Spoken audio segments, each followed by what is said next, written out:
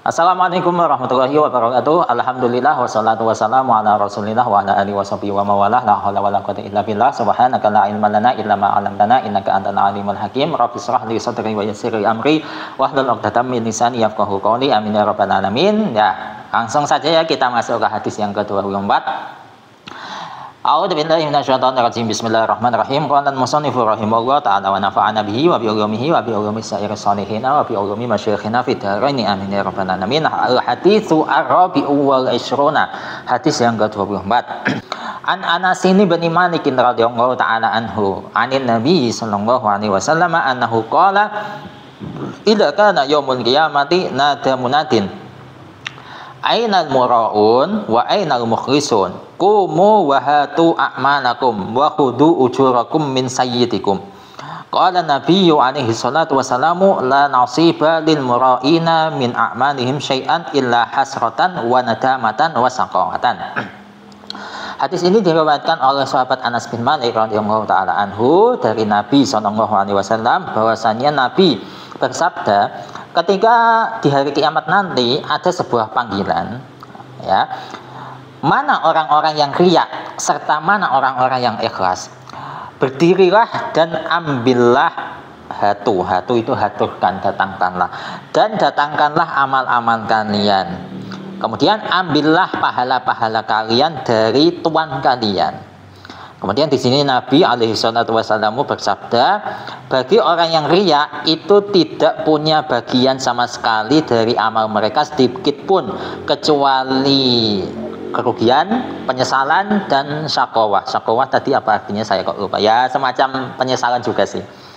Jadi kalau orang yang riya, ya jelas ya, biasanya orang yang riya itu riya kepada siapa misalkan. Misalkan sholat dikhusyuk-khusyukkan karena pengen dilihat calon mertua.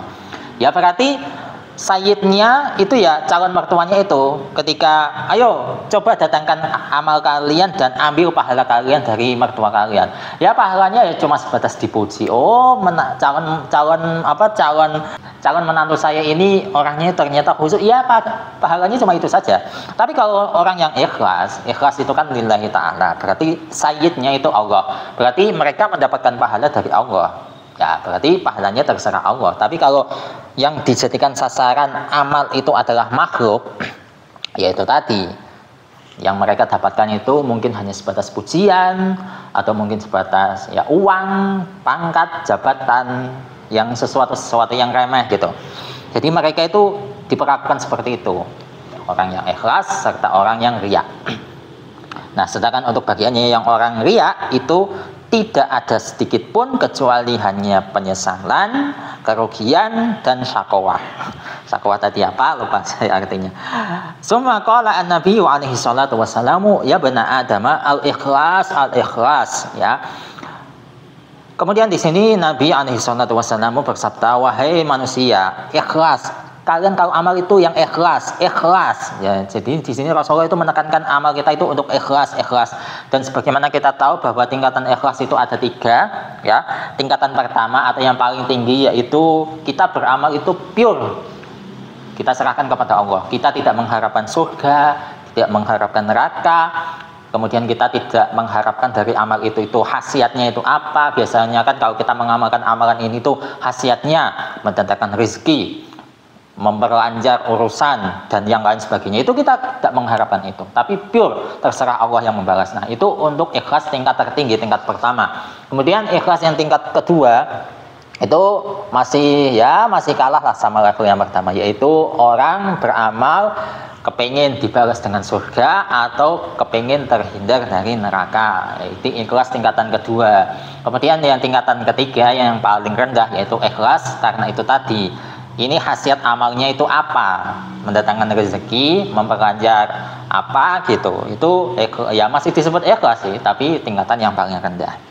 Tapi kita sebagai umat Islam, yang Islam kita itu sudah dari lahir, semestinya itu kita berusaha untuk menggapai tingkatan ikhlas yang pertama. Ya. Wa qala an-nabiyyu alaihi salatu wassalamu inna akhwafa ma akhafu ala ummati asyirku al-asgharu. Kemudian Nabi alaihi salatu wasallam bersabda, sesungguhnya sesuatu yang paling saya takutkan atas umatku yaitu syirik kecil. Qalu ya Rasulullah wa masyirku al-asgharu qala an-nabiyyu alaihi salatu wassalamu ar-riya'u yaqulullahu ta'ala lahum yauma yujaza ya yujaza insyaallah yauma yujaza al-ibadu bi'amalihim idhabu ilal ladina kuntum tura'una lahum wangduru hal tajiduna fihim khaira. Nah, kemudian di sini para sahabat itu bertanya, wahai Rasulullah, syirik kecil itu apa? Nabi alaihi salatu wasallam menjawab, yaitu riya.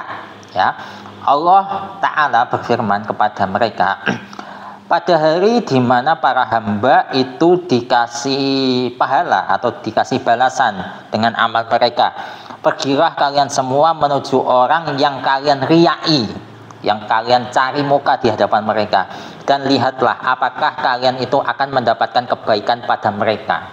Ya otomatis tidak mendapatkan kebaikan. Mereka di dunia cuma mendapatkan itu tadi, pujian, ya mungkin ya dikasih uang, pokok intinya itu hal-hal yang remeh lah gitu. Jadi itu yang bisa kita pelajari di hadis yang ke-24 ini. Semoga ini bermanfaat untuk kalian. Wallahu a'lam bishawab. Jadi yang bisa kita pelajari dari pertemuan kali ini adalah kita itu perlu latihan ikhlas, ya. Apalagi Islam kita itu sudah dari kecil. Masa Islam kita dari kecil tapi ikhlas kita itu kalah sama orang yang baru masuk Islam kemarin? Kan lucu kan? Nah, itu. Jadi semoga bermanfaat. Kita akan ketemu lagi insya Allah di video selanjutnya, hadis yang ke-25. Dan ini hadisnya ada 2 halaman lebih, jadi 1 hari 1 video ya. Wallahu muwaffiq ila aqwamit thoriq. Wassalamualaikum warahmatullahi wabarakatuh.